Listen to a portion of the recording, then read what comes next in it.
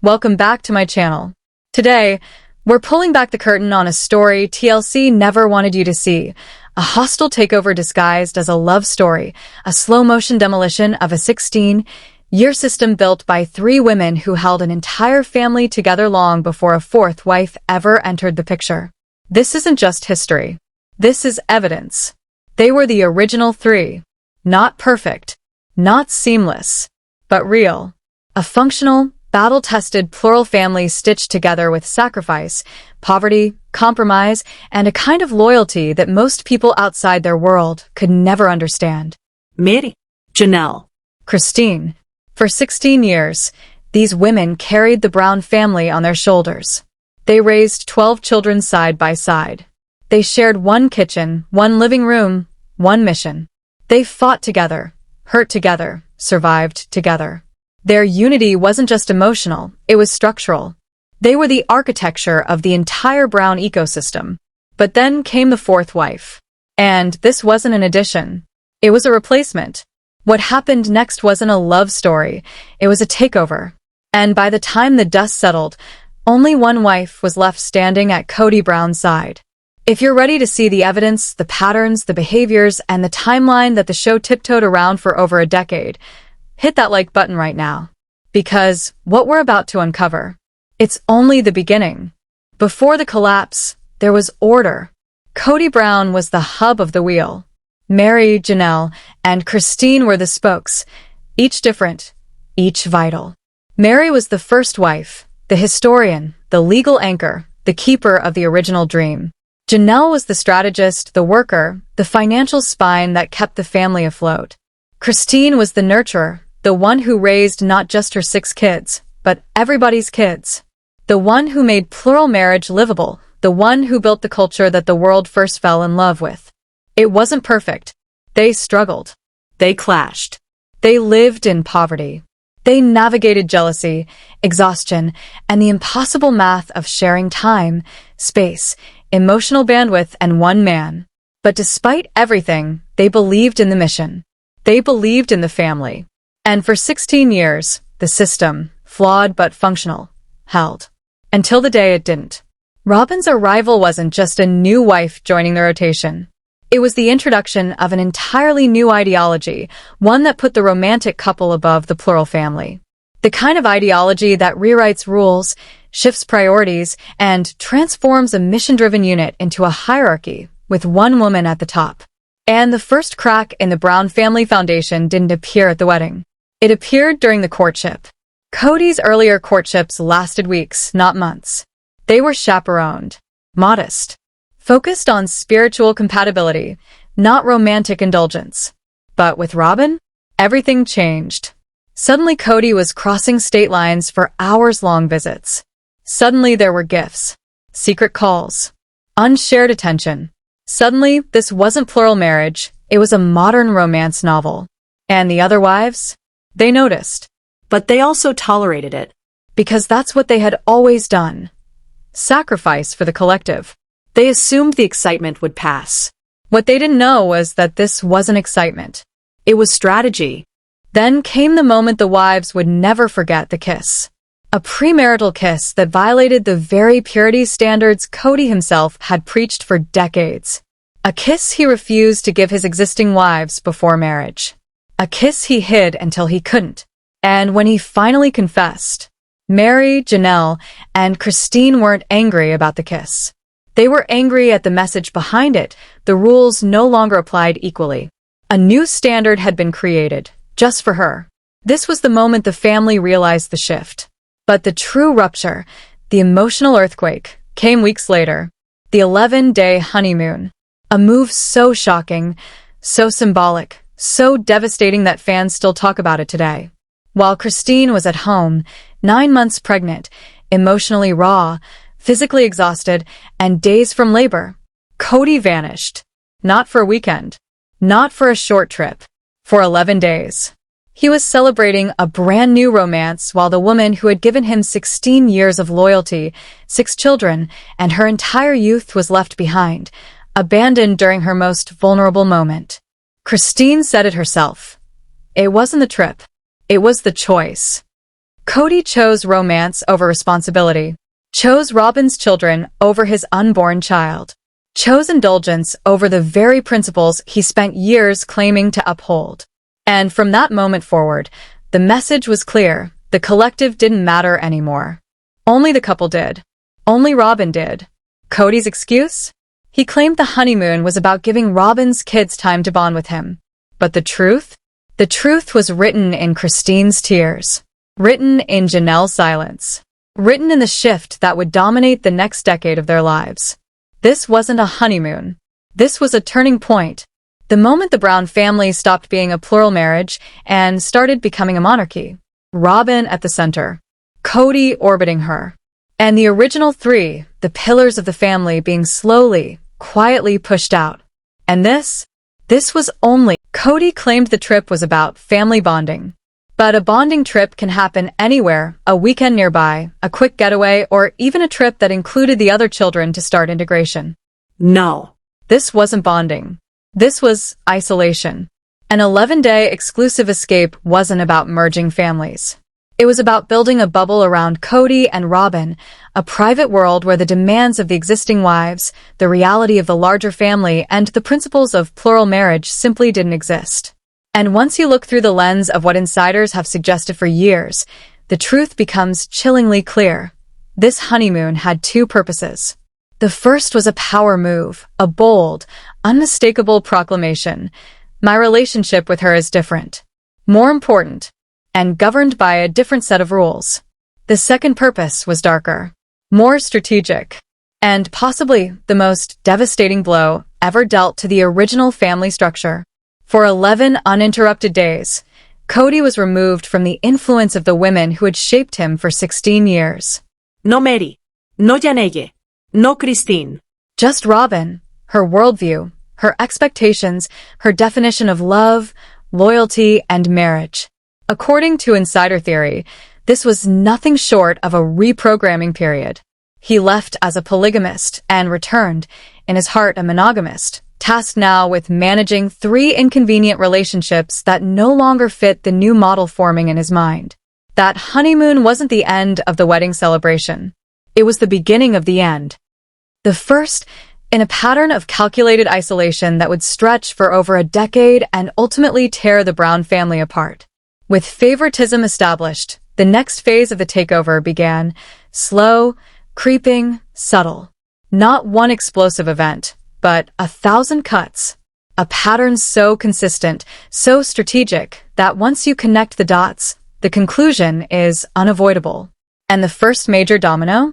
The move from the Las Vegas cul-de-sac to the scattered chaos of Flagstaff, Arizona. Let's rewind.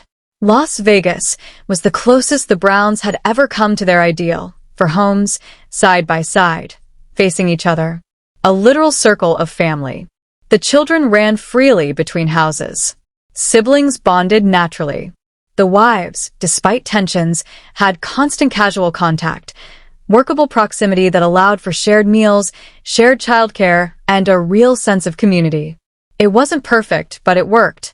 The cul-de-sac wasn't just a neighborhood. It was a physical embodiment of their family philosophy. It forced unity. It required teamwork. It was their last stand as a functioning plural family. And then, suddenly, they left it. They sold their custom-built homes. They uprooted their children. They plunged into a relocation so poorly planned that it almost defies logic. The show blamed Sin City influences and a looming housing bubble. But the execution? That's where the truth hides. They moved with no plan. No secured properties. No shared vision. Instead of 4 homes near each other, they ended up scattered across Flagstaff like exiles. Christine on one side of the city, Janelle on another, Mary miles away, and Kody and Robyn comfortably settled in a massive multi-million-dollar home, purchased, not rented, establishing themselves instantly as the new center of gravity. Let's be clear, a family whose religion is built on community, whose entire lifestyle depends on proximity, chose to live miles apart. That's not an accident. That's a feature. A deliberate restructuring of power. Suddenly, Kody's visits to his other wives and children weren't effortless strolls across a cul-de-sac. They were commutes, long, burdensome, and something he constantly complained about. The spontaneous interactions evaporated. The siblings who once lived like full-time brothers and sisters became part-time visitors. The wives who once leaned on each other became isolated, lonely, and emotionally abandoned. Flagstaff didn't break the family. It revealed what had already been decided. And while the original wives lived in temporary rentals, small, unstable, impersonal, Kody and Robyn lived in the only real home. The headquarters. The fortress. Coyote Pass became the dangling carrot. A promise always conveniently out of reach. The future dream used to justify the present nightmare. The pattern was complete. Divide the family. Scatter the wives. Consolidate power in one house. One marriage. One queen. And then the hypocrisy reached its peak. The nanny. The secret hiring of a nanny for Robyn, a move so baffling, so insulting, and so revealing that it became the symbol of the entire collapse. For years, the Browns preached the superiority of plural marriage for raising children. They didn't need outside help. They were the help. Christine, the heart of the home, raised not just her own 6 children, but everyone else's. Janelle worked, trusting her sister wives to care for her kids. Mary stepped in as needed. It was the core of their worldview. But once the family was scattered, once the support system was intentionally dismantled, Robyn quietly hired a nanny. A nanny she later lied about. A nanny Kody defended with fury. A nanny who existed while the other wives were raising entire households alone.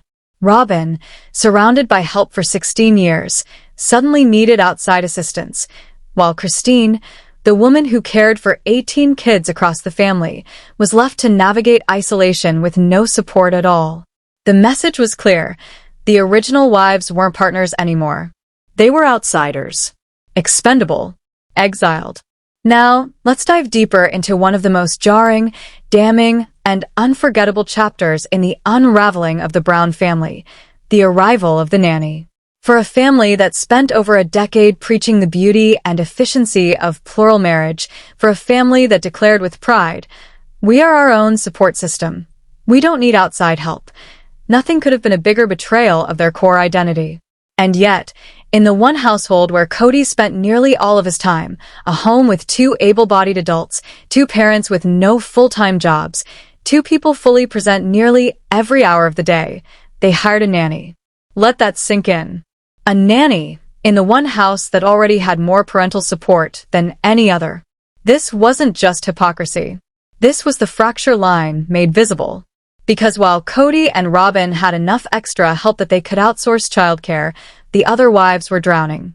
Christine was alone, pleading, literally pleading, for Kody to show up for their daughter Isabel as she prepared for invasive scoliosis surgery. Janelle was juggling her teenagers, her adult children, her bills, and her entire household with little to no support. Mary lived in silence, cut off from the emotional nucleus of the family. The rest of the family was starving for presence. Robyn's house had so much presence, they needed to hire help to manage the abundance. That contrast alone tells the whole story. But the most damning part wasn't the nanny herself. It was the secrecy. The other wives didn't know. The older children didn't know. There was no family meeting, no collaborative decision, the kind the Browns used to brag about. This was a private, executive-level choice made by Kody and Robyn for their own private household. A household that no longer functioned like a part of a plural family. It had its own rules, its own structure, its own budget, its own staff. They weren't living plural marriage. They were living monarchy. And when the truth finally surfaced, Christine said the line that became a cultural moment. "What does the nanny do?" It wasn't sarcasm. It was genuine disbelief from a woman who had raised a dozen children on her own, often while Kody was off managing the family. To her, the nanny wasn't just confusing. She was insulting. A symbol of everything Christine was denied, everything she had given, and everything she had never received in return. Now, let's interpret this through the insider theory we've been following. The nanny wasn't hired because Kody and Robyn needed help. The nanny was hired because Kody and Robyn needed space from the rest of the family. The nanny served as a buffer, a gatekeeper, a boundary. A paid surrogate sister wife, one with no emotions, no opinions, no claims on Kody, and no power. She offered all the benefits of plural marriage without any of the obligations. She was the perfect tool. She allowed Robyn to maintain a comfortable lifestyle while the other wives struggled. She freed up Kody and Robyn's schedule to focus on their own relationship. She reinforced the idea that their household, and their household alone, deserved comfort, convenience, and specialized attention. The nanny wasn't just help. She was a declaration of independence. A loud, clear message. We are no longer part of your system. We are our own kingdom. And that kingdom operated on a new dynamic, a dynamic powered by one thing, Robyn's constant, unyielding demand for Kody's presence. Let's call this Exhibit C. From the very beginning, Robyn's needs were treated as urgent, exceptional, and non-negotiable. Where the other wives had learned to survive on scarcity, scarcity of time, scarcity of affection, scarcity of resources, Robyn operated in a world where every inconvenience became a crisis, every worry became a family emergency, every tear translated into immediate action from Kody. Her anxieties, her kids' transitions, her home search, her business stress, everything required Kody. Immediately, and slowly, quietly, systematically, this became the engine of the family's destruction. Because the more time Kody spent at Robyn's, the more the other wives begged for scraps. And when they expressed their hurt, Kody punished them. If they wanted time, they were jealous. If they voiced concerns, they were unsupportive. If they asked for equality, they were attacking Robyn. It was emotional conditioning. Speak up and get pushed farther away. Stay quiet and maybe you'll get a tiny sliver of attention. But the end result was always the same. Kody belonged to Robyn. Everyone else was optional. And then came the Flagstaff crisis spiral. Mary's housing issues were treated as her personal problem. Christine was told to figure it out. But when Robyn's rental was sold, it became a full-scale family emergency. Weeks of house tours. Endless emotional breakdowns. Kody rearranging his entire life, again, to stabilize Robyn's stress. He became her personal emotional support husband. Not a patriarch. Not a leader. Just her full-time crisis manager. And then came the Dayton ATV accident. A serious situation, yes. A concerning event, of course. But the reaction revealed everything. Once again, the crisis became the justification for Kody's disappearance from the rest of the family. Once again, he remained glued to Robyn's side. Once again, the other wives and children had to fend for themselves. In a traditional plural family, the other mothers would have stepped in to help. Here, Robyn's crisis became another reason Kody couldn't possibly leave. Another brick in the fortress. And so the cycle solidified. The more time Kody spent with Robyn, the more distant he became from everyone else. The more distant he became, the more upset the other wives grew. The more upset they grew, the more he resented them. The more he resented them, the more he retreated to Robyn. And Robyn? She kept the cycle running. With her constant needs, her incessant crises, her unending emotional gravity. Some call it manipulation. Some call it strategy. Some call it survival. But whatever it was, it worked. Because Robyn discovered the ultimate weapon in a limited resource family. The person who cries the loudest is the person who gets the most. And in this war for Kody's presence, attention, and loyalty, Robyn never stopped crying. Today, we step into the moment that didn't just expose cracks in the Brown family, it detonated the entire foundation. This isn't just drama. This is an exposé. And the smoking gun? Kody and Robyn's quiet takeover, finally dragged into the light. The pandemic that became a weapon what should have united the family, became the event that tore them apart forever. While the world battled a global crisis, Kody and Robyn found the perfect opportunity, a once-in-a-generation excuse to isolate themselves under the banner of safety. But make no mistake, this wasn't about protection. This was about power. Kody rolled out a list of COVID rules so strict, so unrealistic, they were never meant to be followed. Sanitize every grocery. Change clothes the second you walk inside. Avoid every human being outside your four walls. To see Kody, to even stand on his porch, you basically had to keep your household on lockdown. It wasn't a rule book. It was a loyalty test. A test Kody knew Janelle and Christine could not pass. The nanny, the hypocrisy that exposed everything while Kody's own children were banned from visiting. Robyn's nanny came and went freely. A nanny from another home, another bubble, another universe, had complete access to Kody and Robyn's house. Christine asked the legendary question. And then, there was Mary. Mary followed every single rule. She isolated more than anyone. She waited for a visit, a phone call, anything. And Kody never came. She did everything right, and her reward was silence. Complete abandonment. This alone proves the truth. The rules were never real. The goal was always the same: exclude everyone except Robyn. The final verdict: the Brown family was not destroyed by polygamy. It was destroyed by monogamy, being forced into a polygamous system. Kody and Robyn didn't join a plural family. They slowly, deliberately, and strategically dismantled one. Mary, Janelle, and Christine, once equal partners, were slowly downgraded. From wives to employees, from employees to burdens, from burdens to outsiders, from outsiders to exes, every major decision benefited only Kody and Robyn. The move from their united Las Vegas cul-de-sac to isolated Flagstaff fragmented the family. The massive home built only for Robyn bankrupted the others. The nanny hired while Christine begged for help. A slap in the face. The COVID rules? The final cut that severed every tie. The takeover was complete the day Kody stopped trying. When he told Christine he wasn't attracted to her anymore. When he demanded Janelle choose him over her sons. When he publicly declared he wasn't married to Mary. When he chose Robyn over Isabel's surgery. Robyn didn't just get a husband. She inherited an entire family and then ruled over its collapse. The last wife standing in a kingdom of ashes.